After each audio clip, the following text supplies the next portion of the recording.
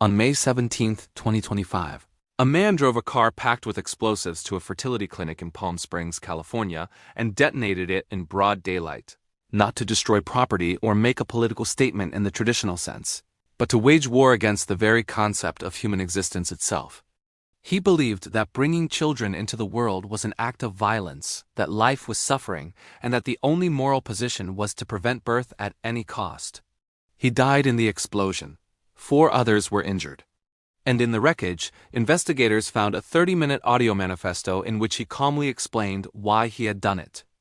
Before we begin, make sure you subscribe so you never miss stories like this. The American Reproductive Center's clinic in Palm Springs was not chosen randomly. It was selected with cold, deliberate precision. This was a place where hope was manufactured, where couples struggling with infertility came to create life through in vitro fertilization. To most people, it represented possibility, family, the future. To Guy Edward Bartkus, it represented something else entirely, the epitome of what he called pro-life ideology. A factory of suffering, a place where people forced new consciousness into existence without consent. Bartkus was 28 years old. He had no criminal record. He was not affiliated with any known terrorist organization. He did not fit the profile of a religious extremist or a political radical in any conventional sense.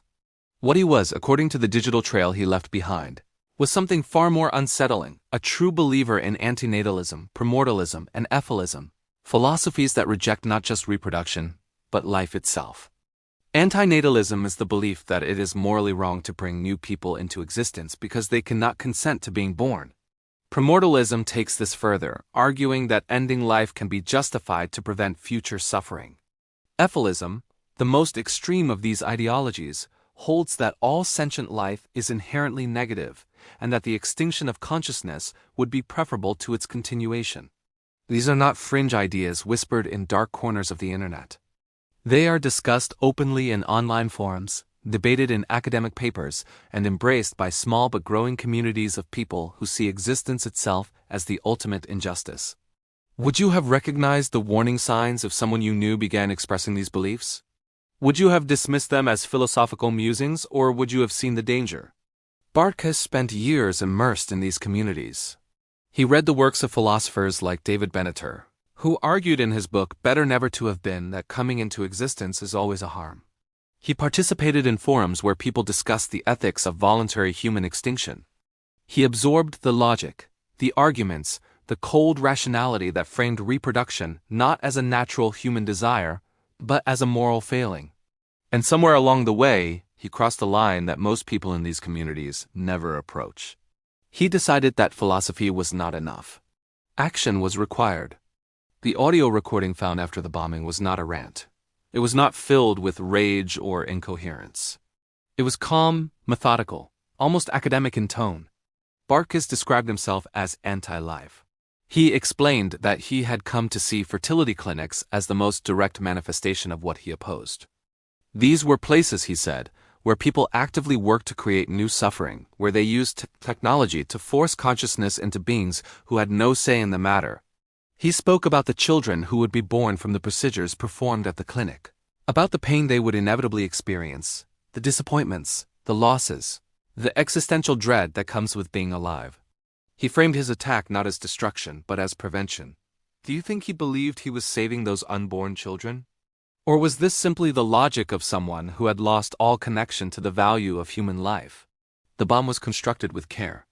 Investigators later determined that it was a vehicle-borne improvised explosive device, packed with materials designed to maximize the blast radius. Bartkus had help. A man named Daniel Park was arrested weeks after the bombing, accused of supplying the materials needed to build the device.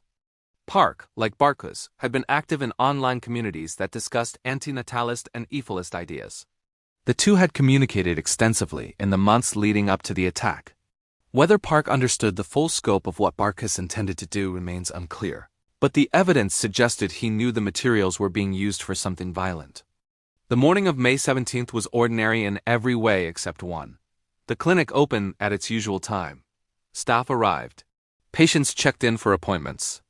Outside, the desert sun was already heating the pavement, and then, at 9:47 a.m., the car exploded. The blast was heard for miles. Windows shattered in nearby buildings. The front of the clinic was obliterated. Bartkus, who had been inside the vehicle, was killed instantly. 4 people, including clinic staff and a patient, were injured by shrapnel and debris. Emergency responders arrived within minutes. But the scene was chaotic. Smoke filled the air, people were screaming. And in the wreckage, among the twisted metal and shattered glass, investigators began to piece together what had happened. The FBI classified the bombing as an act of domestic terrorism within hours. The motive, however, was not immediately clear. There was no claim of responsibility. No manifesto posted online. It was only after forensic teams recovered Bartkus's phone and laptop that the full picture began to emerge. The audio recording was found on a USB drive in the remains of the vehicle.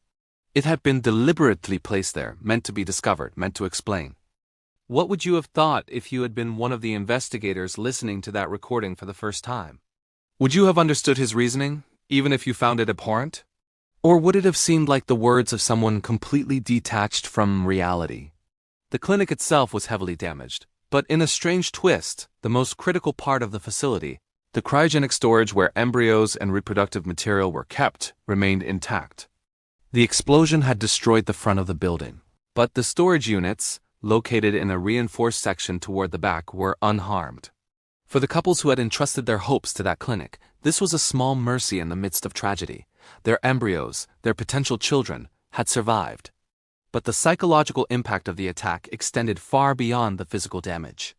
Fertility clinics across the country began receiving threats, some closed temporarily. Others hired armed security. Patients who had scheduled procedures canceled appointments, afraid that they might be targeted. The idea that someone could view their desire to have children as a moral crime was deeply unsettling. It challenged the most fundamental assumptions about what it means to be human. Anti-natalism, as a philosophy, is not inherently violent. Most people who hold these beliefs do not advocate for harm. They argue their position through logic and ethics, not through force. But Bartkus represented something different. He was a true believer who had taken an abstract idea and turned it into a justification for mass violence. He had convinced himself that preventing future births was worth killing for. Do you think there are others like him? People who have absorbed these ideas and are quietly planning their own attacks? Or was Bartkus an anomaly, someone whose mental state made him uniquely susceptible to radicalization? The arrest of Daniel Park raised even more troubling questions. Park was not at the scene of the bombing. He had not driven the car or built the device himself. But he had provided the materials. He had enabled the attack. In the weeks following his arrest, investigators combed through his online activity, looking for evidence of a broader network. What they found was a loose collection of individuals who shared similar beliefs, who discussed the ethics of anti-natalism and efilism in forums and chat rooms, who debated whether direct action was justified. Most of these people were not planning violence. They were philosophers, debaters, people who found comfort in the idea that their suffering had a logical explanation. But among them were others like Bartkus and possibly Park, who saw these ideas as a call to action. The line between belief and violence is thin, and once crossed, it is difficult to predict where it will lead. The investigation into the bombing revealed that Bartkus had been planning the attack for at least 6 months. He had researched fertility clinics across Southern California, looking for the one that would have the greatest symbolic impact.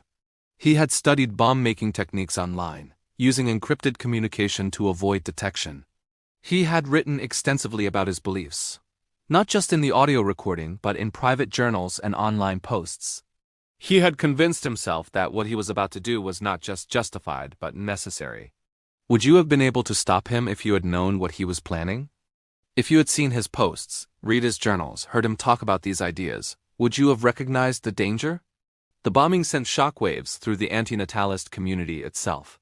Many members of these online forums condemned the attack, arguing that violence was antithetical to their beliefs. They pointed out that anti-natalism is about reducing suffering, not causing it. But others were more ambivalent. Some argued that while they did not support the bombing, they understood the logic behind it. A few even praised Bartkus as a martyr, someone who had the courage to act on his convictions. This internal division highlighted a deeper problem. Extremist ideologies, even those that begin as philosophical positions, can evolve in unpredictable ways. When people become convinced that the world is fundamentally broken, That existence itself is a mistake. The potential for violence increases. It does not matter whether the ideology is political, religious, or philosophical. Once someone believes that the ends justify the means, almost anything becomes possible. The 4 people injured in the blast survived, but their lives were changed forever. One woman, a clinic employee, lost her hearing in one ear. Another, a patient who had been waiting for an appointment, suffered severe burns. The psychological trauma was even more profound. They had been targeted not because of who they were, but because of what they represented. They were collateral damage in a war against life itself. The clinic eventually reopened, but it was never the same. Security measures were implemented. Visitors were screened. The sense of safety that had once existed was gone. And for the couples who continued to seek treatment there, every visit was a reminder of what had happened, of the fact that someone had tried to destroy their dreams. In the months following the bombing, law enforcement agencies across the country began monitoring anti-natalist and efilist communities more closely. The FBI issued warnings about the potential for radicalization within these groups. But the challenge was significant. Unlike traditional extremist movements, which often have clear leaders and organizational structures, these communities were decentralized, scattered across the internet, difficult to track. And because the beliefs themselves were not illegal, it was hard to know when someone had crossed the line from philosophy to planning. Do you think it is possible to prevent attacks like this without infringing on freedom of speech and belief? Or is this the price we pay for living in a society that allows people to express even the most extreme ideas? The case of Guy Edward Bartkus is not just a story about one man and one attack. It is a warning about the power of ideas, about how abstract philosophies can become justifications for real-world violence. It is a reminder that extremism does not always look the way we expect it to. It does not always come wrapped in religious fervor or political ideology.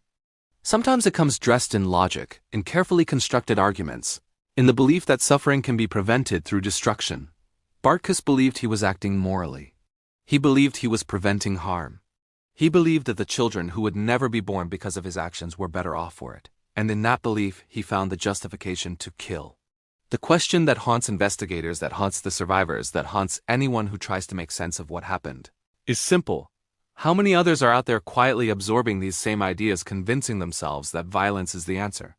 How many more attacks will it take before we understand that the most dangerous extremists are not always the ones shouting the loudest, but the ones who have convinced themselves that their logic is unassailable? The bombing in Palm Springs was not the end of something, it was the beginning.